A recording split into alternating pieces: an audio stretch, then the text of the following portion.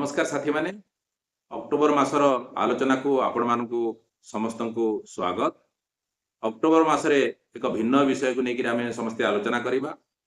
विषयटी हेउची सकारात्मक व्यवहार एवं यहाकू आगामी 3 सप्ताह रे तीनोटी भिन्न भिन्न उपविषय नहीं आम ए विषय को आलोचना करवा। तेबे प्रथम सप्ताह रे जो विषयटी आम गुरुत्वर सहित आलोचना करने को जाऊचे ताहा हैला संपर्क रे पारस्परिक सम्मान और जोगाजोग। विषयर नारु आपण माने अनुभव करुतबे जे एथिरे तीनोटी गुरुत्वपूर्ण शब्द व्यवहृत होइछि। प्रथम कथा हैला संपर्क, द्वितीयटी हैला सम्मान एवं तृतीयटी हैला जोगाजोग। तेबे संपर्क गोटे सुस्थ जीवन पई किशोर किशोरी मानकर पक्षरे विशेष करी गोटे भल मूलदुआ पकाए। जदि आमर परस्पर भितर संपर्क भल, परिवार रे आमर संपर्क भल, विद्यालय रे आमर संपर्क भल, समाज रे आमर संपर्क भल, ताहेले आमर भविष्य एथिरे बहुत सुदृढ़ होई थाए एवं मूलदुआ बहुत दृढ़ होई थाए। आगामी समय पई संपर्कटी अत्यंत गुरुत्वपूर्ण हुए, कारण संपर्कटी तैयारी करबा पई जो दक्षतार आवश्यकता रही थाए ताहा एक गुरुत्वपूर्ण जीवन कौशल भाव रे आमे सब बेले देखि आसीछु। तेबे जेते बेले ए संपर्क कथाटी आमे कहू सेते बेले संपर्क पई आमर निजर गुण, निजर कौशल एगुड़िक मध्य विकास करबा अत्यंत आवश्यक। एथिरे केतोटी दिग खूब गुरुत्वपूर्ण जहाँ आज आम आलोचना कर। प्रथम कथाटी है संपर्क भितरे सहमति, जहाँ इंग्राजी रे कंसेंट बोली कहती, से सहमति अत्यंत गुरुत्वपूर्ण। सहमति कहले कौन बुझा जाए? जदि मु कौनसी कथारे हाँ बोली कहूची बा कौनसी कथारे ना बोली कहूची ताहेले ताहा मोर सहमति बा असहमति बोली धरा जाए। तेबे हाँ कहिबा बा ना कहिबा यह साधारणतः स्वेच्छाकृत होता है, निजर इच्छा आग्रह उत्साह आसी था। जदि मोर इच्छा अच्छी आग्रह अच्छी ताहेले मु से दिगरे हाँ कहिकरी आगई थाए। यह बलपूर्वक हुए नहीं, बाध्यतामूलक मध्य हुए नहीं। तेणु आमे जेते बेले संपर्क गढ़ुचु, कौनसी कथारे जदि काहाकू सामिल करबा पई चाहूचु ताहेले आमे एमिति एक परिवेश तैयारी करिबा जोथिरे जणे स्वच्छंदरे आरामदायक भाव रे सम्मानपूर्ण भाव रे निजर मत व्यक्त करि पारिबे। हाँ बोली कहि पारिबे बा ना बोली कहि पारिबे। बेले बेले अनेक लोक हाँ कहिबा बा ना कहिबा बेले द्वंद्व अनुभव करती बा कहि पारंती नाही। अनेक लोक जदि किए कहि पारु नहीं किंतु तार जदि आपण शारीरिक जो भाषा थाए तार मुह को देखिए, तार आखि को देखिए, सेते बेले जदि आपण को लागुची जे लोकटी एटी स्वच्छंद हो नहीं, ना कहि पारु नहीं किंतु तार ना कहिबा इच्छा होउची, ताहले आपण सेही कथाटी को मध्य गुरुतर सहित नेबे एवं स्पष्ट भाव रे से विषय रे आलोचना करिवे। बेले बेले आमे कोनोसी प्रक्रिया रे हमर सहमति देई थाउ, किंतु एपरी मुहूर्त आसे सेही मुहूर्त रे आमे सहमति देइथिले भी असहमत हेबाकू आग्रह प्रकाश करू बा हाँ कहिथिले भी किछि समय परे बा किछि घटना कारणरू आमे ना मध्य कहू। तेणु जेते बेले संपर्क तैयारी हुए सेते बेले कौनसी मुहूर्त रे जदि कहीं ना बोली कुए ताकू सादरे ग्रहण करबाकू आमे चेष्टा करबा कथा, बुझिबा कथा। आमे सेठी जुक्ति तर्क करबा बा आगरु काहे कि हाँ बोली कहितिलु एबे हाँ कहिचु माने निश्चय हाँ ही करबाकू पड़िबो, एही बड़ी परिस्थिति तैयारी करबा नाही।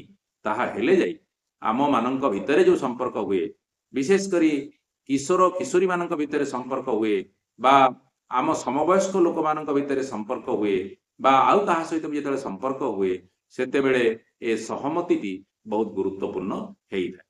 तेणु मने रखंतु सहमति रहिबा नितांत आवश्यक। सहमति देबा पई एक ठीक परिवेश, गोटे आमोददायक परिवेश जो से स्वच्छंद रे निजर मत व्यक्त करि परिबो, से बेले एक परिवेश तैयारी हेबा आवश्यक। बेले बेले सहमति देइथिले भी जो मुहूर्त रे से असहमत बोली कहिबे बा ना बोली कहिबे ତାକୁ ସେଇ ଅନୁସାରେ ଆମକୁ ଗ୍ରହଣ କରିବା ଭଳି ଏକ ମାନସିକତା ମଧ୍ୟ ଆମର ରହିଥିବା ଆବଶ୍ୟକ।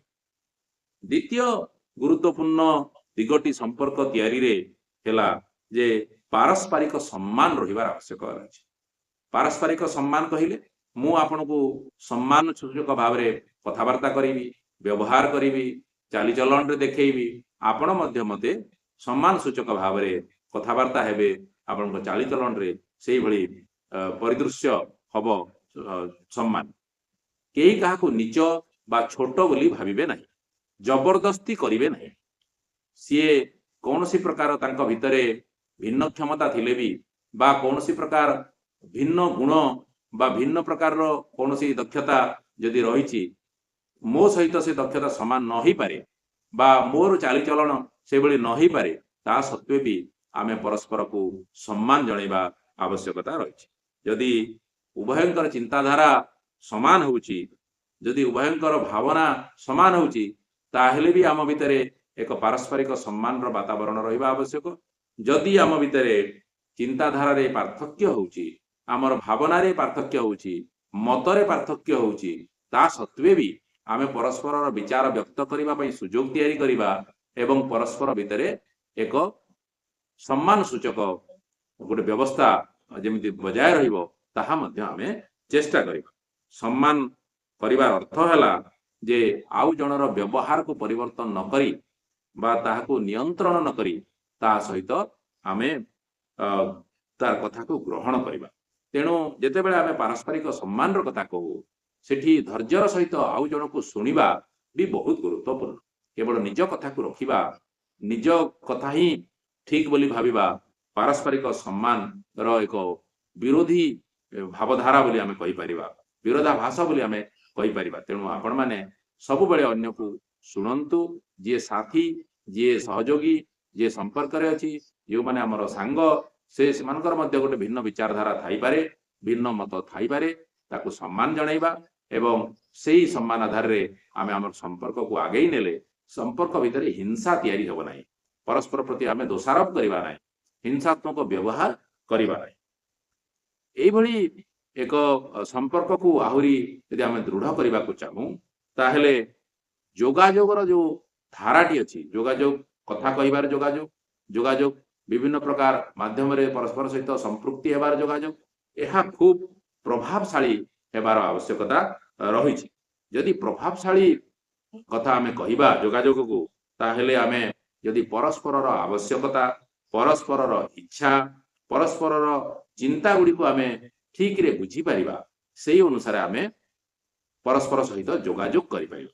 ମୋତେ ଯେଉଁ କଥାଟି ଭଲ ଲାଗେ ବା ମୋର ଯେଉଁ ଦିଗଟି ଦୁର୍ବଳ, ତାକୁ ଆଖି ଆଗରେ ରଖିକିରି ଯଦି ମୋର ସହିତ କିଏ ସମ୍ପର୍କ ରଖୁଛନ୍ତି, ମୋତେ ସେଇଭଳି ଭାବରେ ହିଁ ଯୋଗାଯୋଗ କରିବେ, ମୋତେ ସେ ଦିଗରେ ଆକ୍ଷେପ କରିବେ ନାହିଁ, ମୁଁ ସକ୍ଷମ ହେଲା ଭଳିଆ ମୋ ସହିତ ସେ ମିଶିବେ, ତାହେଲେ ଆମର ସମ୍ପର୍କଟି ନିଶ୍ଚିତ ଭାବରେ ଭଲ ରହିବ।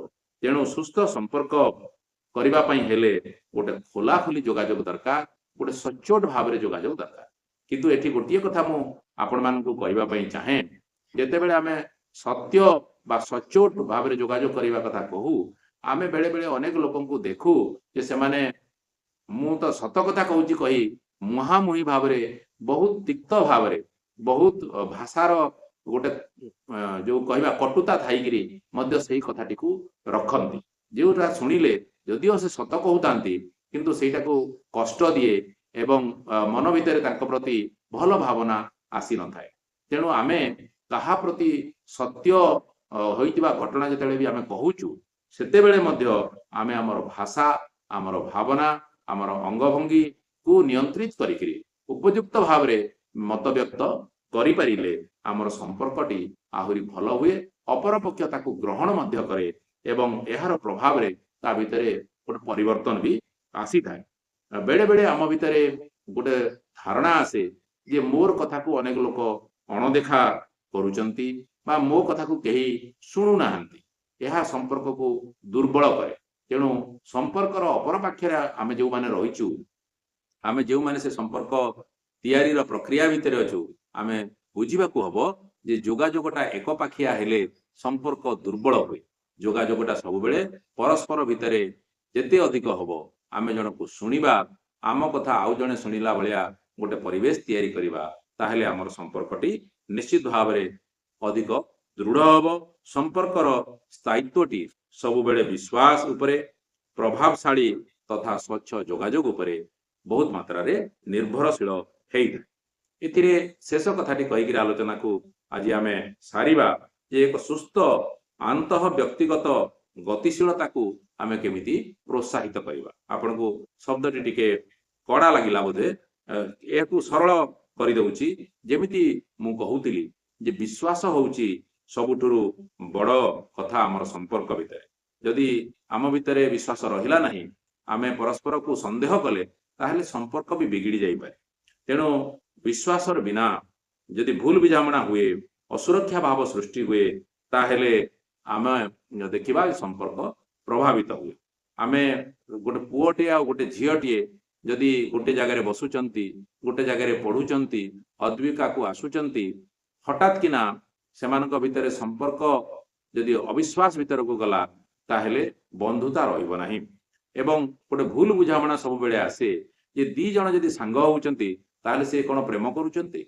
सब बेले प्रेम करिबा ही संपर्क नुहे, बंधुता भी गोटे संपर्क हेई पारे। बंधुता भितरे सहमति असहमति को सम्मान देई पारिले आमे समस्ते परस्पर सहित संपर्कित हेई पारि।